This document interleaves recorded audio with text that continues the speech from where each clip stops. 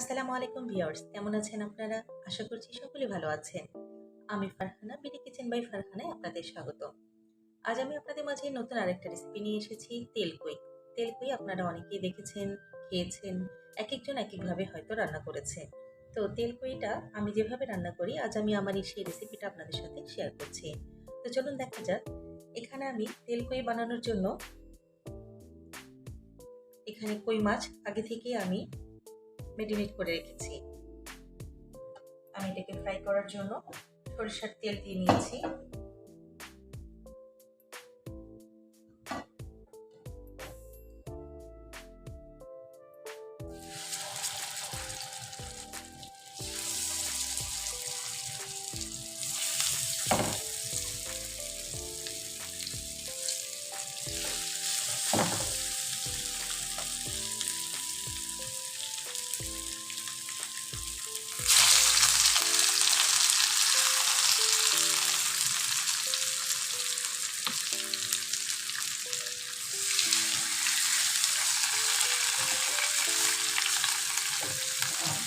আমি একটা বড় সাইজের প্যান নিয়ে নিয়েছি, যাতে একসাথে আমার কই মাছগুলো ফ্রাই করা হয়ে যায়।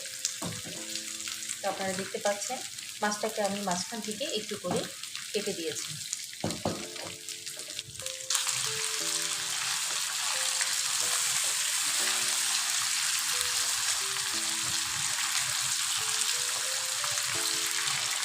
আপনারা দেখতে পাচ্ছেন মাছগুলোর সাইজ মাশাআল্লাহ অনেক সুন্দর, অনেক বড় সাইজের। এখানে বাংলাদেশি কিছু গ্রোসারি আছে, সেই গ্রোসারি থেকে আমি নিয়ে এসেছি। এগুলো অরিজিনাল বাংলাদেশি কই মাছ। সাইজটা অনেক সুন্দর দেখতে পাচ্ছেন।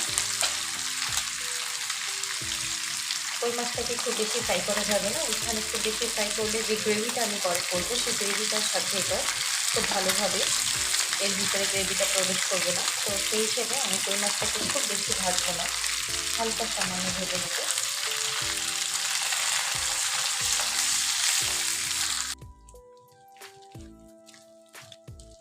এটা ফ্রাই করা হয়ে গেছে, এখন আমি এটাকে উঠিয়ে নিচ্ছি।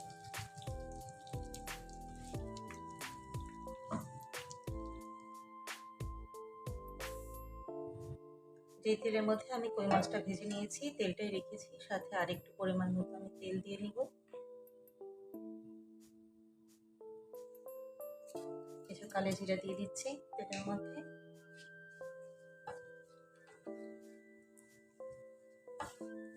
আমি এখানে দুটো পেঁয়াজ বেটে নিয়েছিলাম, বাটা পেঁয়াজটা আমি দিয়ে দিলাম।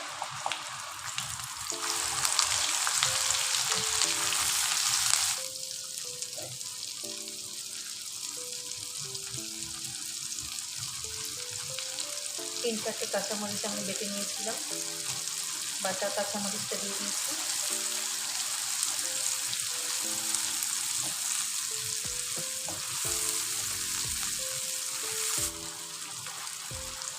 এখন আমি এর মাঝে দিয়ে দিব আদা বাটা, রসুন বাটা হাফ চা চামচ করে। দিয়ে খুব সুন্দর করে এই মশলাটাকে আমি একসাথে কষিয়ে নিয়েছি। দিয়ে দিব স্বাদ মতো লবণ।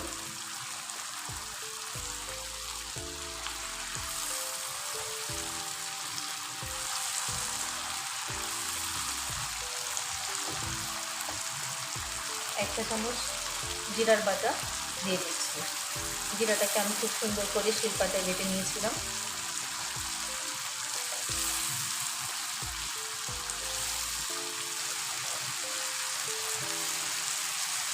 দিয়ে দিচ্ছি এক চামচ হলুদের গুঁড়ো,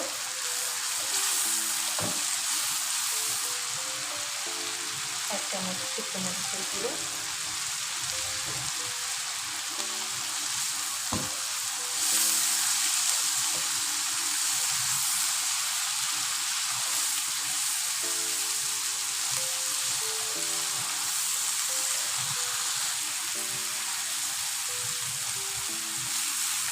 মাছটাকে আমার কষানো হয়ে গেছে। আপনারা দেখতে পাচ্ছেন তেলটা একদম উপরে উঠে এসেছে।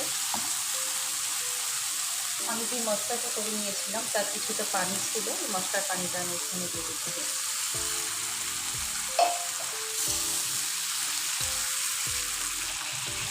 দিয়ে দিচ্ছি আরেকটু পরিমাণ মতো পানি। মশলাটাকে ভুনানোর জন্য আমাকে এখানে সামান্য পরিমাণে অ্যাড করতে হয়েছে পানি।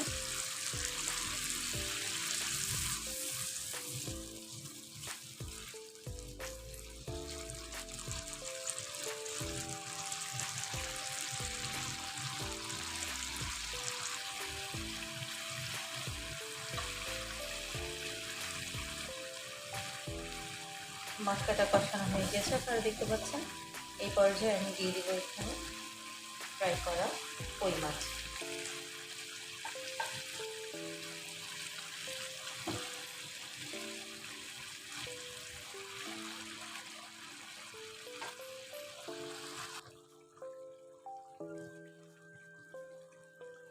এখানে আমি দিয়ে দিব কয়েক টুকরো টমেটো,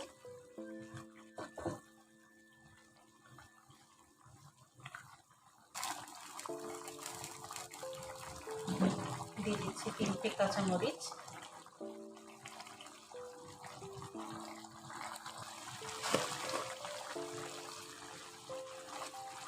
আপনারা দেখতে পাচ্ছেন গ্রেভিটা অনেকাংশে কমে গেছে। আসলে তেল কইয়ের মধ্যে গ্রেভি একদম কমিয়ে গেলে ভালো লাগবে না, সামান্য পরিমাণে মিডিয়াম একদম সেমি গ্রেভি যেটাকে বলে সেই অবস্থায় থাকলেই ভালো। তো গ্রেভি একদম বরাবর হয়েছে, পুরোটা মাছের মধ্যে খুব সুন্দরভাবে এই গ্রেভিটা ঢুকে গেছে। আমি এখানে কিছু টমেটো ইউজ করেছি, তো টমেটোর একটা টক ভাব থেকেই যায়। সো এই টক ভাবটা যদি আপনাদের খারাপ লাগে, আমি সাধারণত এই টক ভাবটাকে একটু যাতে হাইড করার জন্য আমি সামান্য একটু চিনি এখানে অ্যাড করে দেব, সামান্য পরিমাণে। টমেটোর যে একটা টক ভাব থাকবে এটা চলে যাবে।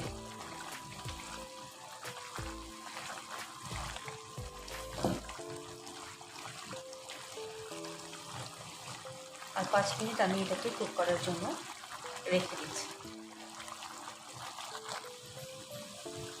একদম শেষ পর্যায়ে আমার তেলটা অলমোস্ট হয়ে গেছে, একদম তেলটা উপরে উঠে এসেছে, আপনারা দেখতে পাচ্ছেন। এই পর্যায়ে এসে আমি কিছু ধনেপাতা কুচি দিয়ে দিচ্ছি।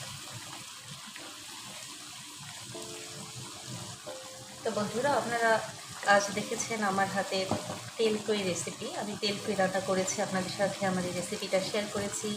আমার এই তেলকই রেসিপিটা আপনাদের যদি ভালো লেগে থাকে অবশ্যই আমাকে জানাবেন কমেন্টসের মাধ্যমে।